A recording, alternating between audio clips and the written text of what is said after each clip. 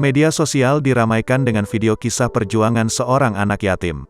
Ia rela berjalan kaki dengan jarak jauh demi sesuap nasi. Hal ini ia lakukan lantaran tak punya sehingga nekat berjalan kaki dengan mencari warung makan gratis di Google Maps.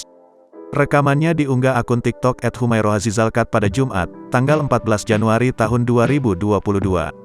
Diceritakan pengunggah, remaja perempuan ini kerap menahan lapar. Ia tampak tak kuasa menahan tangis saat ditanya mengenai perjuangan untuk mendapatkan makan gratis. Bahkan sempat kehabisan tenaga di tengah jalan karena kelaparan. Keterangan video, remaja ini merupakan yatim, serta ditinggal sang ibu yang tak tahu pergi kemana. Warganet sempat dibuat bertanya tentang Google Maps yang digunakan remaja tersebut. Di video selanjutnya remaja itu menunjukkan HP-nya yang tergolong lama dan telah pecah. Jaringan yang didapatnya pun dari pinjaman hotspot tetangga. Pengunggah juga memberikan bantuan berupa perlengkapan dan kebutuhan rumah tangga. Aksinya pun menuai pujian dari warganet.